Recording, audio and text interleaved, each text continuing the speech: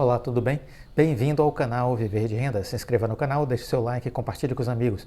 Nos acompanhe no Instagram, Viver de Renda Canal, e no nosso novo canal aqui no YouTube, o Café com Ações. Eu sou Cláudio Faleiro, formado em Administração de Empresas, consultor empresarial e investidor na Bolsa desde 2006. Criei o Viver de Renda para compartilhar com vocês as minhas experiências profissionais, 30 anos enquanto consultor e 15 anos como investidor na Bolsa. Acredito que as lições que eu aprendi, as coisas que eu fui aprendendo ao longo da minha trajetória profissional e como investidor, podem ser úteis para você. Se sim, deixa o like e compartilhe com os amigos. Ajude o canal a crescer e assim a gente vai beneficiando mais e mais pessoas. Bom, estamos falando nesses últimos dias aí um pouco sobre o comportamento da Bolsa de Valores e sobre a irracionalidade dos mercados financeiros, que precisamos ter uma mente preparada para lidar com essa irracionalidade.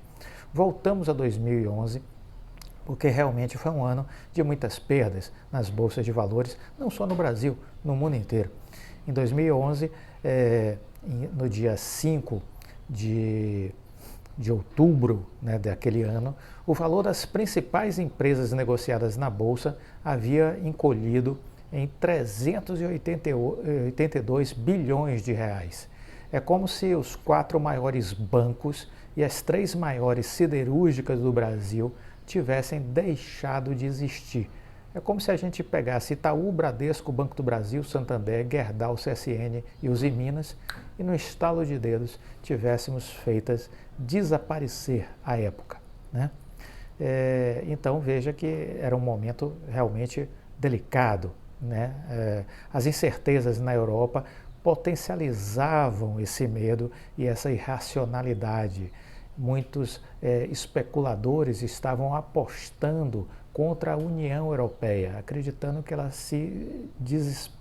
despedaçaria, que ela quebraria como um todo, né? E isso gerava muito fluxo e muita volatilidade no mundo inteiro. Cada notícia ruim, ações e reações desconexas aconteciam arrastando os mercados mundo afora. Em momentos assim, não percebemos uma importante verdade. Se alguém perde, outro alguém está ganhando. Se alguém perde, outro alguém está ganhando. Essa é uma grande máxima dos mercados financeiros.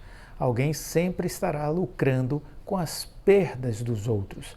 Jamais, nunca se esqueça disso. Sempre alguém está lucrando com a perda do outro. Jamais, nunca se esqueça dessa verdade. É uma máxima do mercado de ações. Procure então estar do lado dos que ganham e não do lado dos que perdem, né?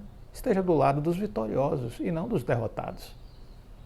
Você não conseguirá, obviamente, 100% das vezes isso, mas pode, com muito preparo, com conhecimento, aprender sim a ficar a maior parte das vezes do lado vencedor. Observando o que aconteceu com os mercados em 2011, eu não tenho medo de errar ao afirmar que existem semeadores do pânico. Semeadores do pânico. Pessoas que estimulam as quedas nos mercados, plantando boatos para então entrar no mercado comprando os bons ativos que caíram demais, que estão em liquidação. São os especuladores, os grandes especuladores, pessoas que têm dinheiro e que conseguem se beneficiar nesse processo de excessivos ruídos que acabam fazendo depreciar muitos ativos de qualidade, né? Na Bolsa ganha dinheiro quem sabe exatamente o que está fazendo. Esse é o que ganha dinheiro, o que sabe exatamente o que está fazendo. E quando você possui milhões ou bilhões de dólares, é muito fácil ganhar durante as quedas das bolsas, né? Então, esteja ciente disso, é preciso ter consciência desse aspecto, né? Quase todo mundo que pensou ou resolveu investir em ações já ouviu o seguinte conselho: compre na baixa e venda na alta. No entanto, quando vamos para a prática, o que vemos é que pouquíssimos investidores fazem isso. Pouquíssimos investidores compram na baixa e vendem na alta. Muitas vezes eu fico surpreso com a quantidade de analistas econômicos que dizem para que se faça justamente o contrário. 2011, que foi um ano de muita volatilidade, 9 em cada 10 analistas aqui no Brasil recomendavam que o investidor ficasse fora da bolsa, que não era hora de comprar ações. Mas não é exatamente na baixa que se deve entrar? Como é isso? Muitos diziam a bolsa já caiu, mas pode cair mais, portanto não entre agora. Deixe para quando ela consolidar a recuperação. Ora, veja vocês, que loucura! Né? Agindo assim, estaremos fazendo o oposto, deixando para comprar quando a onda de recuperação já estiver em movimento. A depender do momento que entramos nessa onda, poderemos estar mais ou menos distante do ponto de inflexão. Poderemos ter perdido o melhor da recuperação do mercado. Por isso que a gente tem que estar atento a esses movimentos de queda e observar se boas empresas já não caíram muito. Porque se sim, esse é o momento de entrar. Quando todos estão com medo, quando todos estão em pânico, e aí você entra. Você entra pegando boas empresas que estão a preço de banana, que não fazem sentido algum estarem cotadas naqueles preços. Em 2011, 27.700 investidores, pessoas físicas, saíram da Bolsa. O número de investidores individuais naquela época era de 583 mil. E em dezembro, no final de 2010, eram 610 mil pessoas, e no final de 2011 eram 583 mil, certo? Então, essas pessoas que saíram amargando perdas, né, vendendo com prejuízo, elas perderam patrimônio efetivamente, porque se livraram das ações. Dificilmente essas pessoas vão retornar à Bolsa, porque saíram com a sensação de que a Bolsa realmente não é para elas, que a Bolsa é algo arriscado.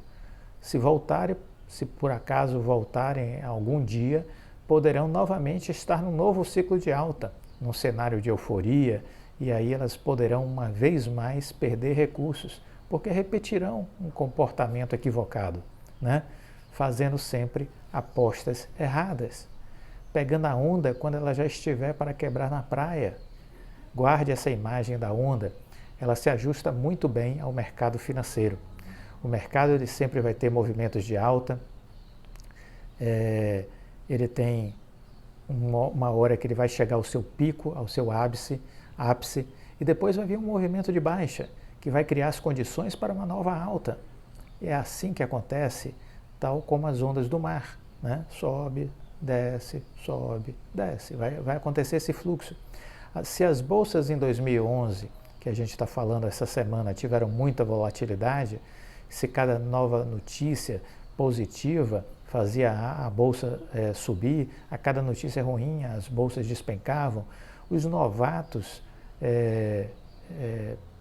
que não conheciam a bolsa vivenciaram esse excesso de adrenalina, vamos dizer assim, e fez com que muitos saíssem vendendo suas ações com profundos prejuízos. Muitos deles ficaram com a sensação de que a bolsa é um cassino, né? E que não vale a pena. Voltaram para a poupança, para os títulos do Tesouro, para a renda fixa, para o CDB, e certamente essas não são boas opções para investir o nosso dinheiro, né? Portanto, a bolsa, se ela de fato precisa ser entendida como a melhor opção de investimentos, hoje, amanhã, depois de amanhã, ao mesmo tempo, para conseguir vencer na bolsa, você não pode ter o comportamento da grande maioria das pessoas, né? Você precisa ter preparo, disciplina, conhecimento e uma mentalidade adequada. A mentalidade de quem? Dos ricos, dos milionários, dos grandes empresários, dos grandes investidores, das pessoas que sabem ganhar dinheiro. E a gente precisa modificar a nossa estrutura mental, reprogramar o nosso cérebro. Temos que ter sangue frio, calma, serenidade, avaliar o cenário, avaliar as empresas, o valor das empresas que você está escolhendo e ver o preço que elas estão, aproveitando as oportunidades das empresas que estão, das boas empresas que estão a preços promocionais, né? Então, vender as ações na baixa deve ser sempre uma decisão descartada. Trata-se de um erro crasso, pois ao fazer isso você assume perdas do seu patrimônio. Do outro lado, os investidores seguros, centrados, que entendem o funcionamento dos mercados, mantêm seus investimentos ou fazem um rebalanceamento nas suas ações com base nas oportunidades do momento e aproveitam que as ações estão em liquidação para adquirir as melhores ofertas, como quem vai a um shopping center, feliz da vida, né? Sem receio, sem medo nenhum. E aí sai comprando excelentes ações por preços super descontados, né? É uma grande Black Friday, então a gente tem que aproveitar. Então, se de um lado os mercados são irracionais, do outro lado a gente precisa entender que a gente sempre deve comprar as ações nas baixas e vender nas altas excessivas, né? Observando sempre as tendências, porque quando existe uma tendência de alta, é preciso entender que qualquer correção nos dá uma oportunidade de entrada, porque a tendência ela nos dá energia, ela nos dá força, ela nos dá direção, nos dá fluxo. Então, muitas vezes as empresas, quando rompem máximas históricas, se o contexto for favorável, elas continuarão a fazer novas máximas históricas. Então é preciso também observar a força de uma tendência, né? Quando olhamos o mercado nos períodos de alta volatilidade, devemos identificar as oportunidades que existem em meio às crises. Voltando para 2011, vimos que uma série de notícias ruins foram publicadas a todos os instantes. Isso levou o medo a uma escala irracional. E pode acreditar, isso aconteceu, vai continuar acontecendo. Não foi a primeira vez, não será a última, né? Esse ano já vivenciamos, o 2020, o medo provocado pela pandemia e como isso impactou os mercados. Nessas horas, a multidão sempre acontece que o fim do mundo está próximo, que o apocalipse vai acontecer. Parece que as profecias vão ganhar vida, né? O movimento de manada prepondera, a maioria foge assustada do mercado financeiro, realizando perdas. A coragem para investir desaparece. Poucos conseguem perceber e aproveitar as oportunidades. As grandes liquidações estão na bolsa, portanto, nessas grandes correções, não tenha medo. Domine as suas emoções e faça excelentes compras. Compra de grandes ativos, de excelentes empresas. Já citei aqui que no ano passado, quando a Magazine Luiza despencou em março, né, eu enxerguei que ali a empresa estava muito descontada. Ela chegou à casa dos R$30, né? E foi ali naquele momento que eu fui fazer compra. E depois o papel chegou a R$100, né? Antes do desdobramento.